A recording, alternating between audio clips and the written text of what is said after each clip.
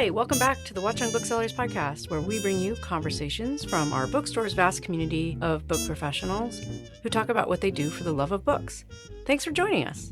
I'm Marnie, and I'm here with my co-producer, Catherine. Hey, Catherine. Hey, Marnie. Hey, everybody. Today, we're talking about celebrating Black joy in children's books. That's right. Author Alliah Agostini and illustrator Olivia de Castro were the creators of last year's picture book, Great Idea Malia. I'd like to say it that way, too. Great Idea Malia. And they became fast friends in the process. Today, they are talking about how authors and illustrators create picture books together, but they're also talking about the kind of stories and messages they want all kids to see.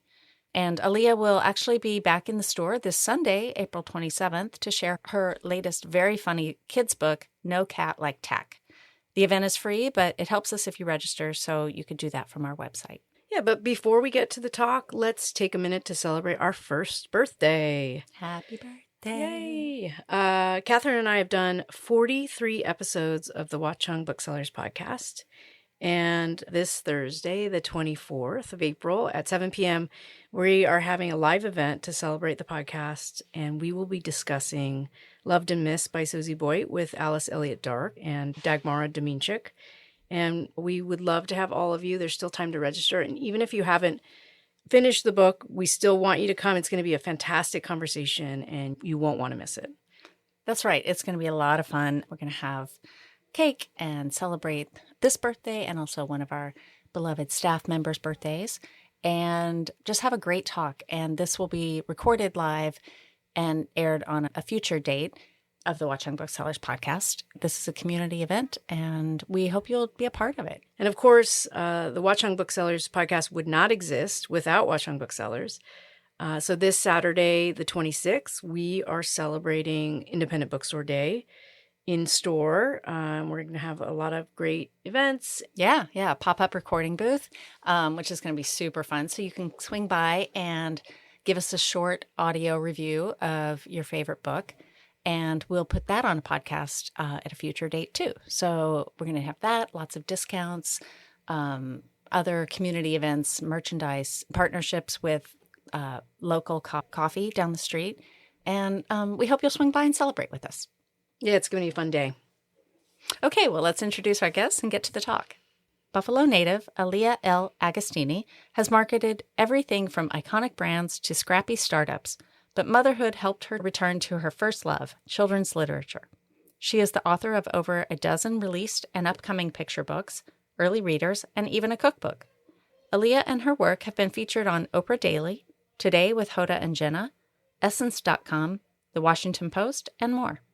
She strives to center stories that illuminate the diversity of the Black experience at the intersection of joy and truth. And in conversation with Alliah is Olivia de Castro. She is a Dominican and Colombian children's book illustrator. She grew up in Verona, New Jersey, and currently lives in Brooklyn, New York. In her art, she likes to capture the weirdness of everyday life, along with the humor and joy that comes with it. She has illustrated books such as How to Speak in Spanglish, Toot, and Great Idea Malia. Her fourth children's book, Sticky Hermana, comes out October 28th. Enjoy the conversation, and we'll be back after to fill you in on what's coming up in store.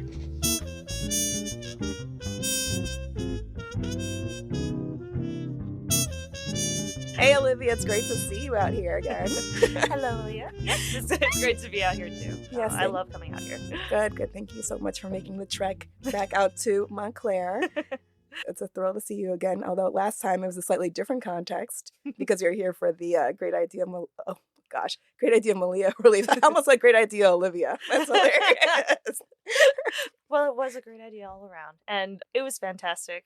It was my first time coming to Watchung Booksellers in general. Yes. So, just getting a chance to look around the area and see the beautiful bookstore. It was just a wonderful time, and I love being one-on-one with the kids. Yeah, no, it's so much fun. And just for context, too, so I'm Alliah L. Agostini, and this is Olivia de Castro, we also collaborated together on our September release, Great Idea Malia, which was a super fun book. And I really was so thrilled to find out that Olivia not only lives nearby, but in Brooklyn, which is basically Montclair's backyard, as everybody knows. But you were actually raised near here too, which is so cool. So you were raised in Verona, right? Yeah. So born in Hackensack, raised in Verona. I lived there till I was about 14. Yeah. So I spent a lot of years just in the general area. I'm very familiar with Montclair, and I had a really great childhood. I loved living around here. And then eventually I went to the city for college and stayed there. Oh, yeah. that happens until you move back out here, like everybody does, kind of in that nice circle of life. Yeah, I've been in Montclair now for 10 going on 11 years.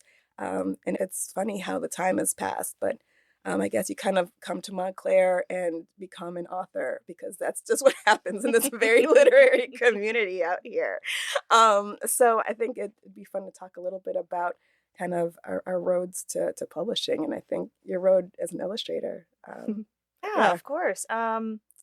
I started out, I went to art school. I went to Pratt Institute and just studied art there. And from the beginning, everyone talks about how you're supposed to try as many things as possible when you go to college, and you want new experiences. So from the jump, I've always loved publishing and children's books, and that was what I started out loving. And I'm like, oh, but maybe my mind could change. Let me try as many different things as possible.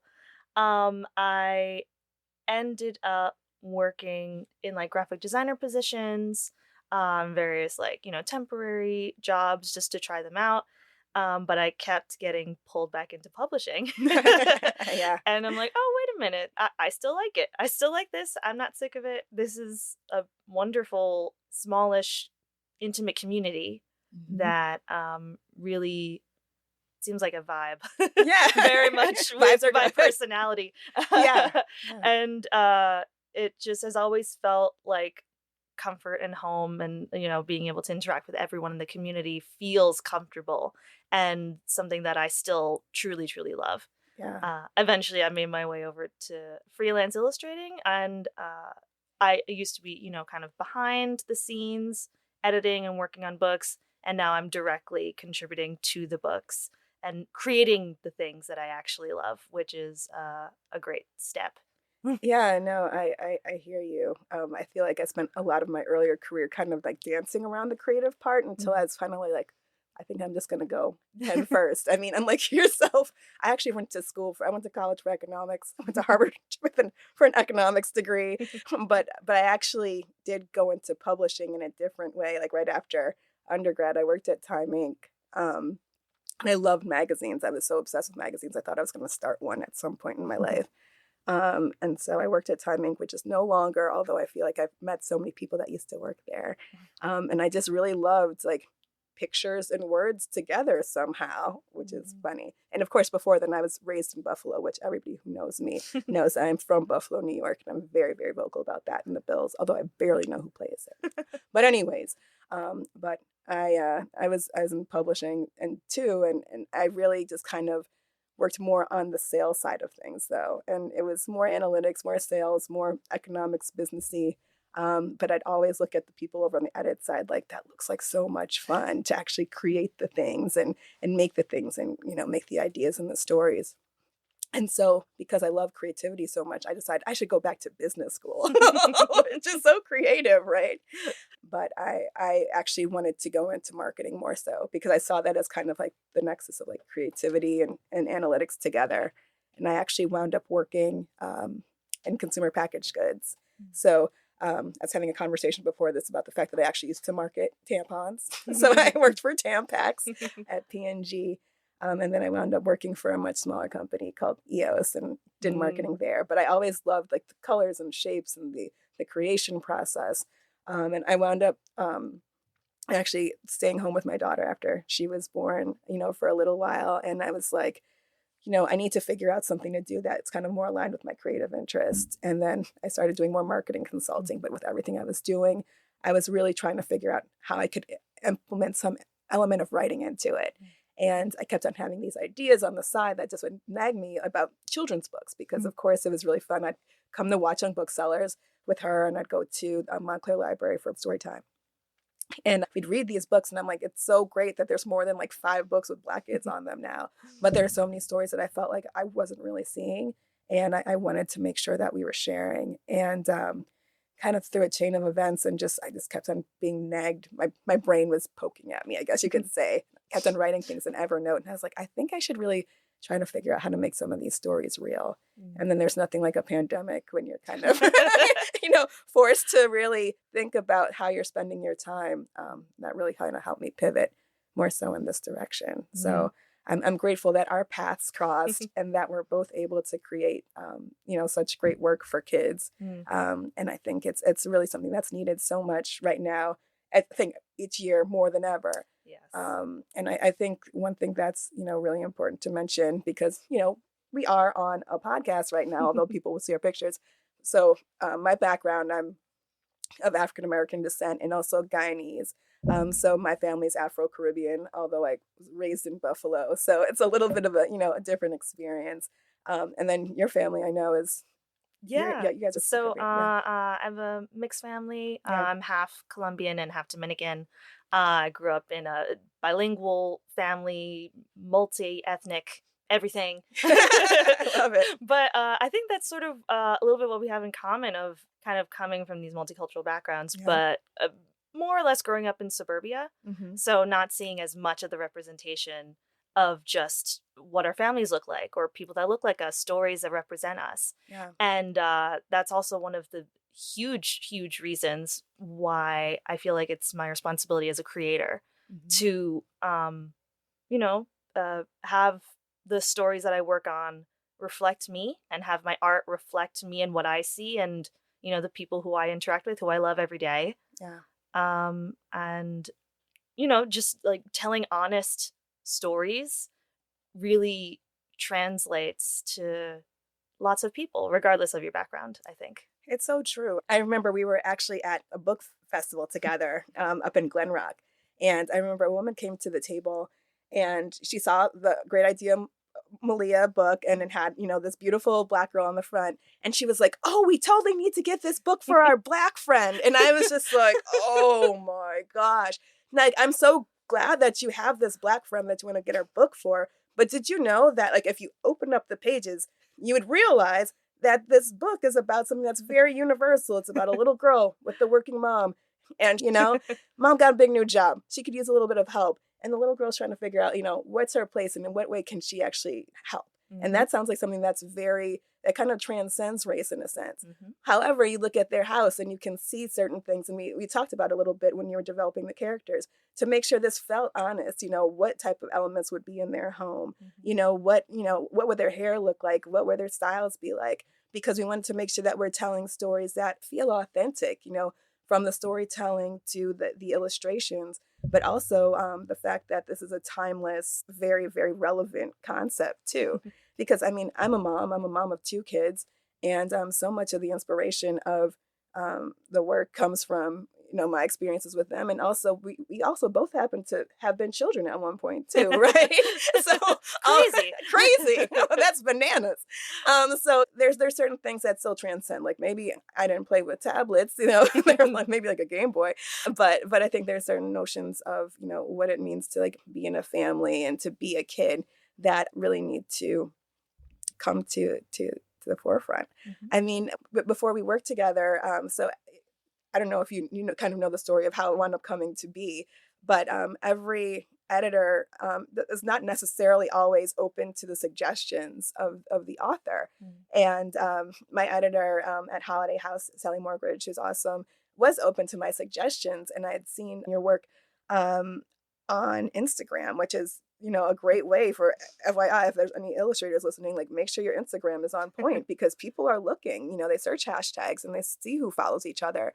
And I saw illustrations, maybe it was just like some samples. And I was like, oh my gosh, he draws like the best characters and they have such great illustration. I mean, there's such great character, just their personalities and everything that's exuded on the page of these really adorable, little girls of color. And I was like, Malia is such a spunky character. Like, I think that she would be a perfect illustrator for that. And so I'm so grateful that you are able to do that. And I know you also are doing a number of other books that I think really kind of lean in your your comedic illustrations too.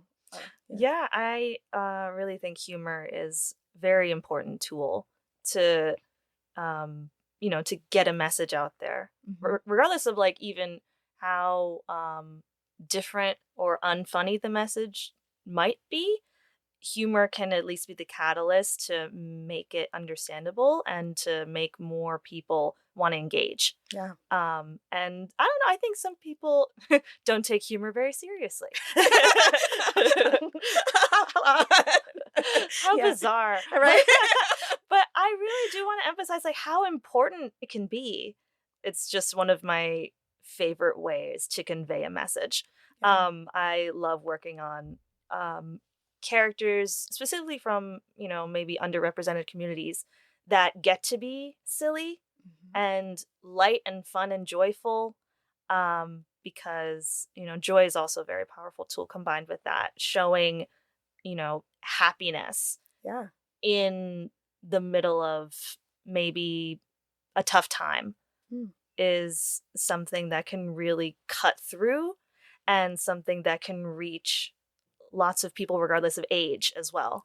Yeah, I think that's a really good point. I mean, I don't think we know anything about tough times right now.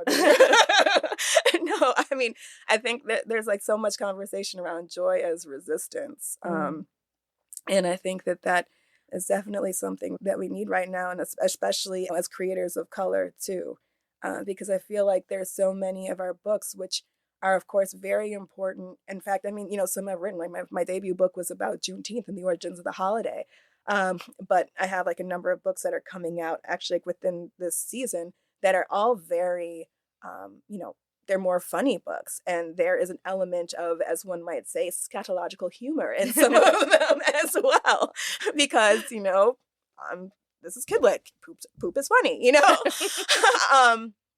and I think that it seems like it, could be so easy to wallow in all of the things that we have to bear right now. But the reality is, even in the toughest of times, people still had to live their lives. And there were things that brought people, joy and light, because obviously it's kind of hard to survive, without it. I mean, so I'm really grateful, for the opportunity to create more humorous books. I mean, I have one book coming up, actually that's going to be launching like a week after we're recording this right now, No Cat Like Tack. And it's about a family and this little girl who finds a quote unquote cat that happens to like breathe fire and have wings. And she brings it home to her family. And there is another cat who is more of a conventional cat there, who was giving the whole family side eye, like, why are you bringing this other pet here? And it's just a silly story, and it's fun. And it features a Black family. It's actually like a blended family, because the mom is like the bonus mom. Her name is Mamaka. And it's like, this is kind of a story of like a real family that could exist. But there's this element of this very large, quote unquote, cat, And it's like, why aren't there more stories that feature, families that look like this with this element of joy? I mean, I think so many, I'm sure so many illustrators that but I know a lot of authors I know are really making a concerted effort to tell more of these stories, because, all kids deserve to laugh. And I think that there's something, of course, like humanizing, obviously, about humor. And so I think the more books we can create that include this element of just like our day-to-day lives infused with a cat dragon, because that's normal. It really gives an opportunity for kids of all walks to see people of different backgrounds, as they are. And I think that it's so important to have, that level of influence on younger audiences, because it effectively makes them more open-minded adults too. So maybe the next time somebody sees some of our books, they might not say like, let's just buy it for our friend of this one specific culture, but like it also could be of relevance, to us too. Exactly, to anybody. Yeah, that should be the goal of, regardless of what the main character, even just what the cover looks like right off the bat.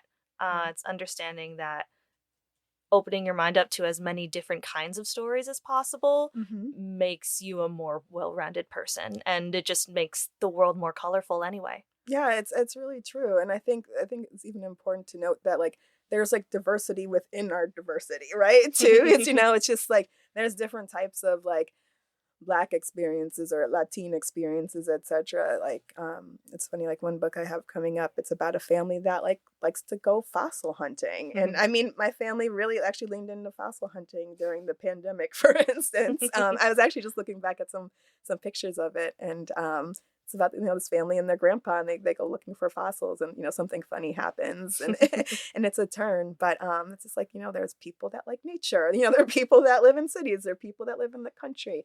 And it's just kind of like really shows like the breadth of our world. So I know you have some other great books beyond the ones that we worked on together. Yeah. Well, my first book was more about multiculturalism.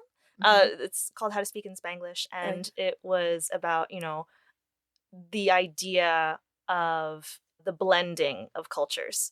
So, a little boy who speaks Spanish in the house with his family, but then English out at school or with his friends, and eventually he starts speaking Spanglish, combining. That's adorable, yeah. And the book is just a love letter to immigrants and language, and how over time, the blending of cultures can make something new and beautiful, and how it can really bring communities together. That's nice. But then on the other hand, my next book after that was called Cute Toot, and it was about sisters who had a farting competition. So it felt really great to go from, something a little more serious to, just gross out humor. My kids love that book, by the way. My son had me read it for his class, for his birthday. Yeah. It was such a blast. I see what you did there. Oh, man. But, just creating a bunch of weird shaped fart clouds. I specifically was requested different shapes from all of my friends, so I tried to include all of them. Like, someone was like, make it look like a unicorn. Make it look like my favorite TV character. Make it look like my pet. So that's so funny. If you flip through it, there'll be some Easter eggs, maybe. Oh my gosh, I have to go back and look at it now.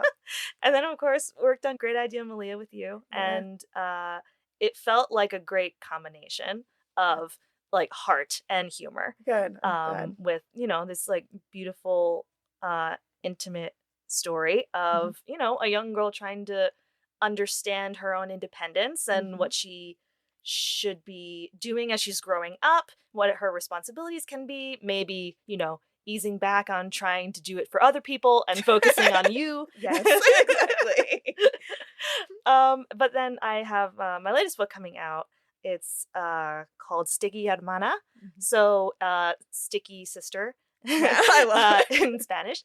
And it's about two sisters again. And this I feel is absolutely hilarious, but a relatively universal situation where, we have an older sister who wants to just live her life. And of course, her younger sister wants to be stuck to her like glue.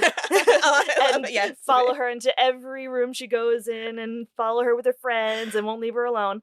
Yes. So it's about the love of siblings, but also maybe sometimes too much love. Oh, I love it. No, that is very, very universal. It's so funny. It's like sticky hermana, sticky like cousin, like all like the little cousins and like the little sisters. My gosh, that's amazing. When is it coming out? That is coming out in October. Okay, all right. And who's that one written? With Anna Siqueira. Okay. And she just came up with an absolutely hilarious story. I read the manuscript and I was just like laughing all by myself in my room. I know. It's so funny. Do you ever like go back and look at the sketches and like laugh again? Like the residual laughter. Absolutely. Yeah. I'm really looking forward to this one. So my author for that, she is Brazilian and Cuban and wanted to instill those kind of cultural elements within the story just as part of, their household, where they live. And I try my best to kind of incorporate little tidbits along with the story just to keep everything grounded and to, have it be more understood about, just the world that they live in. The more specific the details, the easier it is to understand and place yourself into the story, into the world. So I've always hated drawing details. I get so lazy. But I've been getting better and better. Yeah, no. But it's funny because it's like the little details that really matter, and especially, for, picture books are an investment, right? They're not inexpensive necessarily, especially for relative to how long they take. But the cool thing is when you can go back and you can read them, and then you can find things that you didn't find before. And especially for kids, like, I mean, it's fun. Like, my kids are 7 and 10 now, but when I started, when I started writing, my son wasn't yet reading. And so I would see how he would open books. And of course, like, we had a bazillion books in the house and the way, anyways, but how he'd open them and like read the pictures. And so some of the things that he would pick up on would be things that I might not even notice too, because I'm looking at the words and he's looking at the pictures. So it's really important. And, it'll be fun, to see what kids pick up on and what they see and what they might ask questions about. Yeah, I'm looking forward to it, definitely. Yeah, no, that's cool. But it's interesting that you mentioned like the specificity being important, because I think, like, I don't know if, what editors think about like specificity with certain books, but like, I feel like there might be this notion that people think that when you're specific with books that it counts people out and that it makes them not feel like they're welcome as part of the story.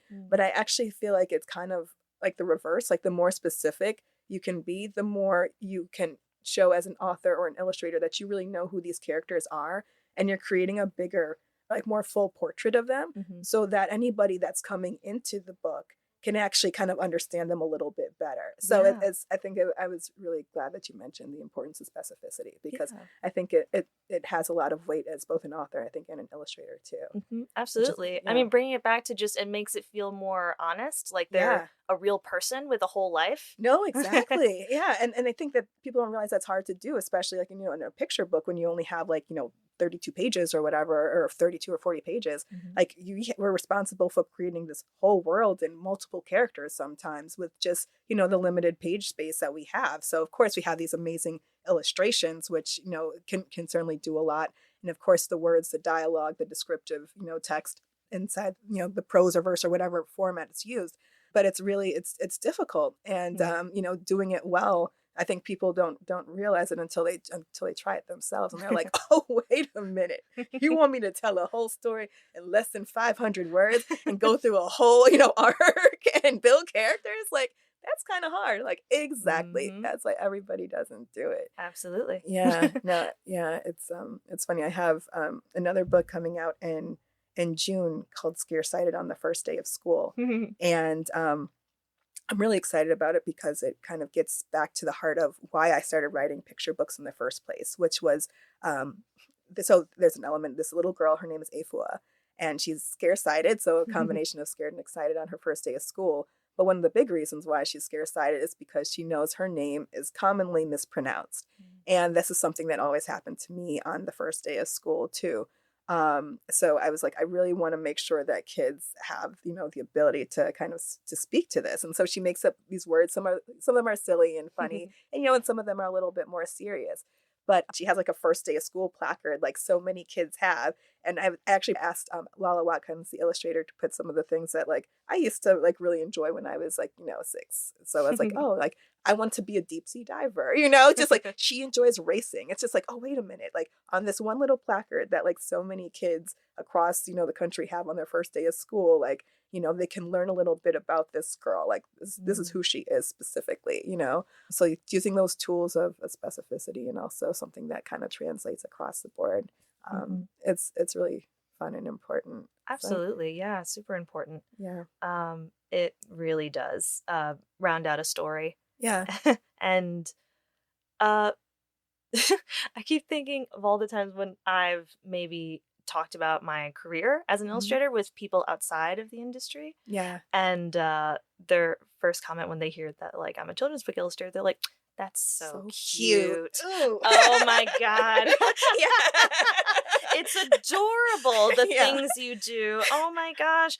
I have a children's book that I've wanted to do forever.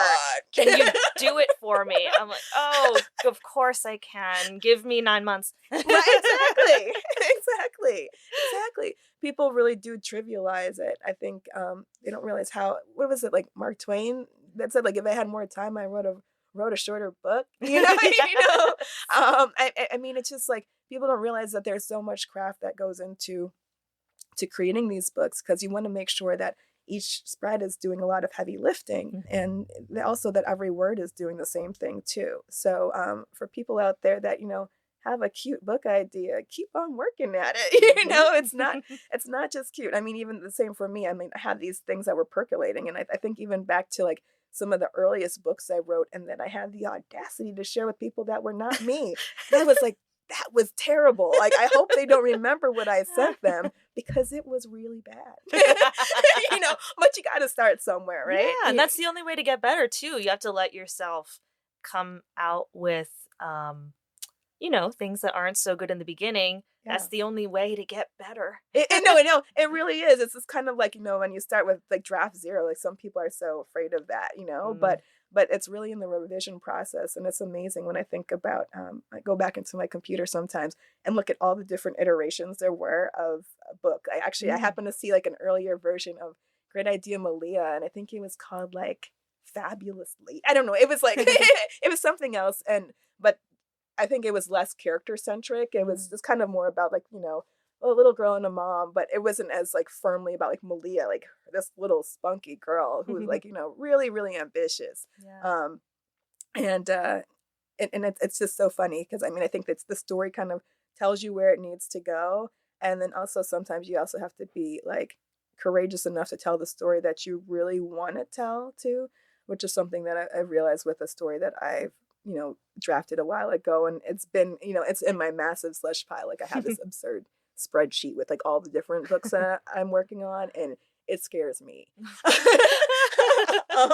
But you know, you realize that some things, like, you can't just like put something on the back of the napkin, you know, because it's not cute, it's craft, right? Yes, so absolutely. So I'm really looking forward to seeing Sticky Hermana, because I think sister stories are so much fun. And, you know, sibling stories. I mean, I love seeing it from the perspective of a mom and also being one too. And I'm really excited to, you know, share some of the stuff that I have coming out. It's going to be a really busy spring.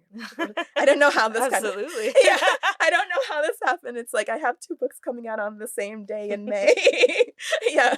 Well, I mean, you've always, just knowing you and your work ethic, you've always got at least 15 irons in the fire. No, thank you. I mean, I'm like, everything is with a different publisher, so you don't really control the publishing schedule. And it's like some stuff has been in process for like a long time. Like, you know, No Cat Like Tack has been, I think, like 4 years at least or so in the making. And then, you know, the 2 that are coming out on the same day are both easy readers. So it's art's art. So about a little boy artist, you know, and then a fossil hunting little girl named Ava for We Dig Fossils with Step Into Reading. And then in June I have Scaresighted, which will be book number 10. Wow. Which is, which is unbelievable, because I feel like it was just the other day that I walked into Watchung Booksellers and I was like, hi, I live locally. I'm writing kids books. And I'm like, I'm sure they hear it all the time, but I'm like, no, that's pretty serious. It's kind of a thing now. It's kind of a thing. But I can't wait to celebrate that, because it's funny. It's like it took 10 books to get to like the book that are originally kind of set out to tell, and there's like more stuff coming too. So all right, so I know we're about to wrap up. So of course, authors and illustrators are also consumers of media too. So, you know, I'm just so curious, you know, kind of like what like artists or authors are inspiring you right now. Well, I always love to research just the latest children's books that are coming out. Some of my favorite children's books out right now. I have been in love with any book by Leanne Cho. Okay. She has come out with this one book called Pigtown Party. It is absolutely gorgeous the way she can combine humor and just amazing imagery, and the way her illustrations are, she really emphasizes textures and hand-drawn aspects to it, while also making it feel just expansive and huge, with this extremely silly story about like a little girl who is trying to get into this party run entirely by pigs. And you see her winding through this crazy world, and she's just an adorable character.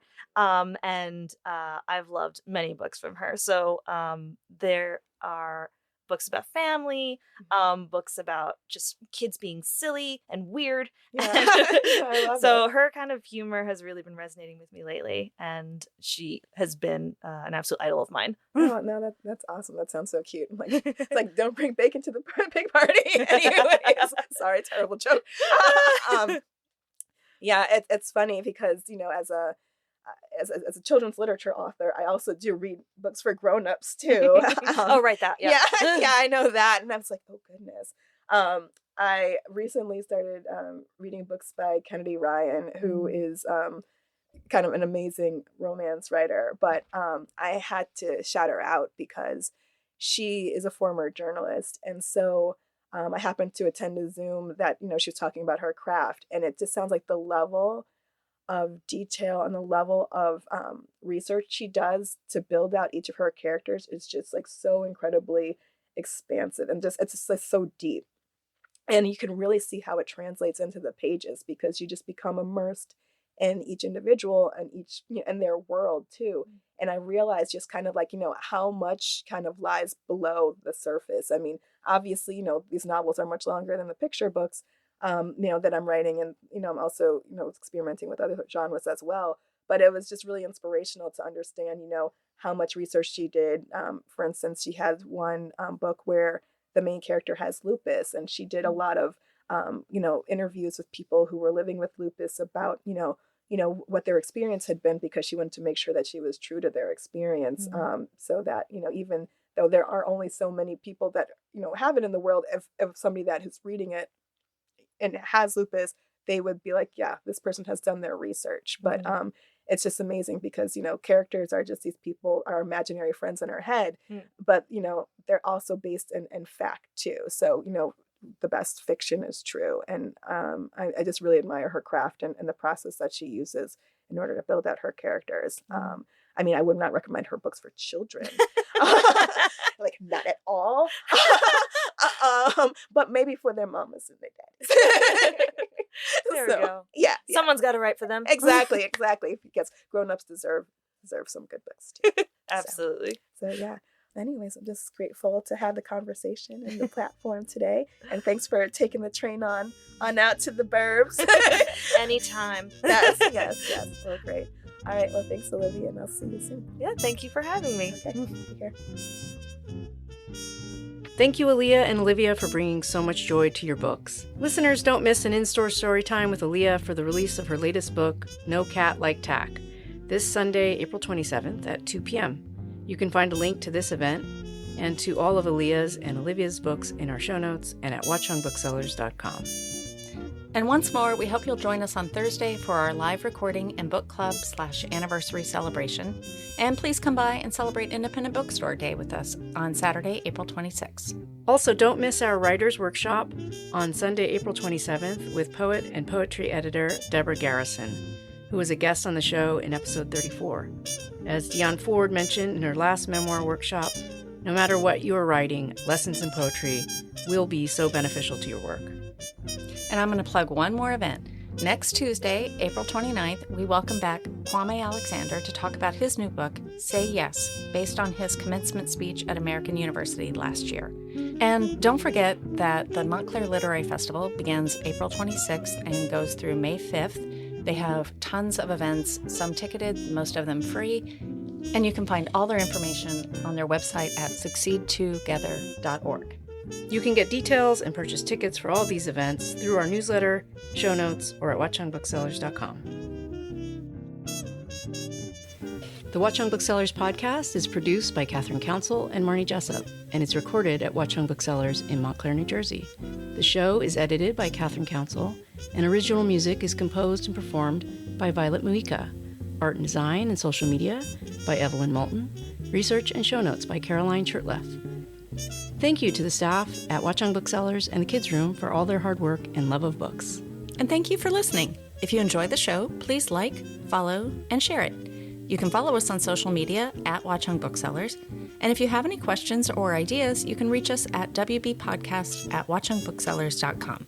We'll see you next time. Until then, for the love of books, keep reading.